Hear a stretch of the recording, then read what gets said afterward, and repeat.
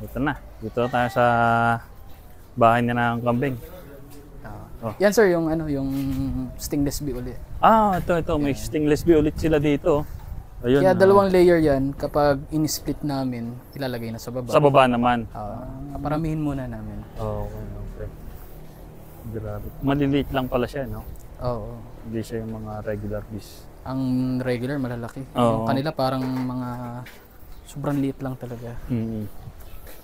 Dito sir, yung stock ulit natin ng ano, stock room. No, ito, stock room yan. Makikita nyo yan, may ano, may feeds.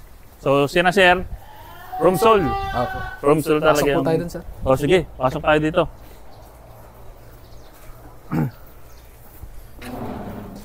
Sa ngayon sir, room soul feeds yung gamit ko.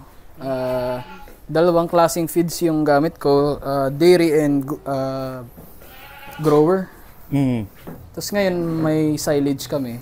Pero itong current na ginagamit naming silage, order namin sa Golden Forage. Golden Forage. So, yan mga tol. Room soul ang gamit ni na sir. Parang nag-ano yata ka ng room soul. Distributor. Distributor. Dito sa Batangas. So, sir, distributor ng room soul dito sa Batangas. So, kung gusto niyo mag-avail ng room soul, message niyo din si sir. Pwede niyo lang po akong i-contact. Oo. Marami naman po tayong stock. So, ito nga ang gamit nyo ngayon is ano yun, sir? Dairy at saka ano? Dairy po sa mga buntis, grower po sa mga breeders or dun sa mga pinapalaki pa lamang. Okay. Ano nga natin? Ano bang itsura ng... Ayan. Kuya, ano mo? Itindig mo nga. Ayan. So, yan. Magkaiba nga ang ano nila. Grower and dairy. So, ito yung dairy na, sir? Yes po, dairy yan. Sa mga lactating po yan, ginagatasan. Sa ginagatasan. And ito. Sa mga box po, grower po yung gamit natin. Wag po tayo magbibigay ng dairy sa mga box kasi mataas po ang calcium niyan. Pwede siyang ma-UTI. Hindi siya pwede pala. So pagka back, etong grower yung... Grower or yung kanilang isa yung pang maintenance. May maintenance din siya. No? Pag dairy kasi, ang alam ko mataas ang calcium nito. Pag nag-build up yung sa ano nung barako, magkaka-urinary calculi sila. Okay. Pero itong sa grower niyo, sir, kailan niyo yung binibigay? Ilang buwan or? Yan sir, 1 month na B0 pa lang. 1 month? Talagang pinapatikim na namin sila. Okay. Kasi pag natuto agad silang kumain, mas malilesen yung intake nila ng gatas. Ganun pala. Kasi mabubusog na sila eh. Kaunti na lang yung gagatasin nila. Nakakatulong din yun sa inahin. Para hindi naman masyadong mapuwersa. Oo, kumbaga hindi bugbog yung nanay. So yan, no. So sa isang room soul na sako, 50 kilo. 50 kilo to mga tol. Wala. May maliit ba niyan, sir? Ang maintenance po may mga 25. May 25 sa pati maintenance. Starter. Pero yung stock ko po dito sir, dalawa lang. Yan lang, dalawa. Grabe. Tapos ito, silage. Ito yung May, silage. Pero sa silage pa rin kayo dati, di ba? Nangyari kasi sir niyan, pinagpahinga ko muna yung lupa. Okay. Kasi tagtuyo ngayon. Mapangit ang pagtatanim ngayon ng mais. Kaya makukulangan kami ng 1 buwan. So, umorder lang ako ng 8 tons na corn silage. So, good for 26 days lang yun. So, ubusin lang namin to, then balik ulit kami sa corn silage namin. Yung sa inyong mamaya makita nyo yung stock ko doon. Yung stock. Yun. Tingnan ulit natin mga tol. Kung makikita nyo last year, talagang ang daming drum doon sa kabila eh. Pero ito, in-order lang ko na sir kasi nga. Sabi nyo sir, pagpapahingayin muna yung lupa. Mahirap kasi sir kapag magpa-farming ka, iisipin mo pa, ano yung papakain ko bukas? Maganda yung alam ko na, for 3 months, okay na yung pakain. Okay yung Food pakain. security mo, okay. Hindi ka may stress, hindi stressful ang farming. Kasi nga, lalo na ngayon sir, summer talaga no? Talagang mahirap ngayon ng ang tawag dito, ang pakain. So, since summer, tuyo na lahat, mga damo. So, more on silage na talaga. Dito sir, lagi kaming handa. Mapapagkain or gamot, mas nauuna yung yung kahandaan natin. prepared talaga. Prepared talaga. Kasi pag mas nauna yung sakit or taggutom, kawawa naman sila. And yun nga, madami rin naman sila sir mga tanim-tanim dito. Kung nakita nyo kanina, doon pa lang sa unahan, may mga tanim na. Opo. And hindi lang naman yan, no, sir. May tanim pa kayo sa ibang ano. May dalawa po kaming location ng farm na doon sa mga nara namin. Tinaniman din po namin yung mga gilid-gilid doon ng mga indigofera, Lorenzoni, ipil. So, minsan nadating na lang po dito yung sasakyan na punong-puno na ng kumpay. Yun po yung trabaho nila mga kumpay doon. Sarap pala. Ayos, ayos. Ito po kahapon nila, kinumpay. So, yan. Ito. Mga indigoperan, sir. Opo, indigofera yan. Oh.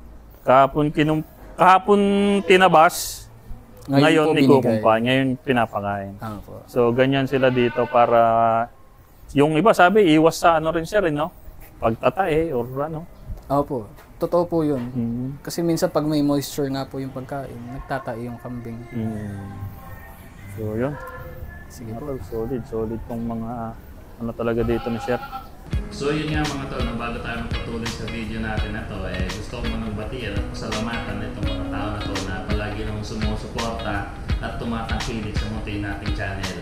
So, shoutout sa iyo, Boss Idol Russell Tisoy Smith. Sabi nga, shoutout naman Idol sa next video mo, watching from Las Vegas. And yun, shoutout sa iyo, sir. Ganun din kay Boss Idol DRC Farm ng Nara, Palawan. So yan, shoutout sa iyo, Boss. Ganun din kay Boss Idol Sandy Boer Goats. Yan. Kay Boss Idol Michael Daming na laging nagko-comment, laging number 1 na mag-comment sa mga video natin. Ganyan din kay Boss Idol Takoy Halili Sanchez. Boss, next time yung kambingin mo naman yung ating bibisitahin. And kay Boss Idol Jude Panyoso. And sa mga tropa natin sa Dubai, shoutout sa inyong lahat. And yun nga, kung nakarating ka sa video na to mga tol, comment down below kung kadasan ka sa shoutout natin sa next video. Yun lang mga tol. So saan tayo sir? Dito sir, sa taas po tayo. Naipakita na ba ito sir dati? Yung bago namin incubator? Ay hindi siya na-feature ng ano sir. Ganito yung kasi, box yata yung nandoon sa ano eh. Ganito kasi sir yung bagong style namin. Ito na yung bago. Incubator. Kasi napansin namin kapag gawa sa kahoy yung incubator, kapag ginamit siya ng matagal, mas mahal yung ano niya, yung repair cost. Okay. Kapag mga PVC na drum, parang one time bili mo lang. Matagal na siyang magagamit. Kasi ito kapag inanay or nasira, mahal lang mahal ang pagpapagawa ng ganito. So ito na yung makabagong ano niyo sir. Paano yun sir? May ano pa? May sa loob, may ilaw. May ilaw. Pero itong sahig, anong nilalagay niyo dyan? Sa iba, binubutas lang yan para ang ihi nila or dumi nila babagsak talaga. Pero sa amin, binutasan lang namin siya para doon lang lumabas yung ihi. Pero nilalagyan namin yan ng parang floor mat. Yan. Ilang ano niyo naman to ginagamit? Ilang 1 month? Mula pagkaanak? Basta pag critical yung condition ng mga bisiro, ginagamit namin. Siguro after 1 month, pwede mo nang hindi siya gamitin eh. Kasi kaya na nung mga backling doling yung weather condition, yung init. So yan, grabe. Grabe talaga yung mga improvement ngayon dito sa HBR Goat Farm. Kasi ito dati yung ito boss na? Oo, magastos yan sir. Ganito dati siya. Minsan pag hindi nagagamit na inaanay na yan. So ito yung dating brooder? Yeah, brooder box or incubator. Incubator. Yan ganito siya dati. So yun nga, dito patuloy yung pag-improve. So nag-result sila sa ganito naman. Drum. So okay. Dito tayo sir sa taas. Ayan, dito pasok tayo ngayon mga tol dito. Bali 2 back lang yung binaba ko doon kasi cycle sila ni Dinar. Bukas si Hunt naman yung ibababa ko doon. Kumbaga para hindi manawa yung mga babae doon ay lagi na lang ito yung kasama ko. Paiba-iba naman ay. Nagsasawa din ba sir pag minsan? Oh, may preference talaga sila. Katulad niyan, ayaw niya kay dinner. Pero gusto niya sa ibang back. Okay. Yeah.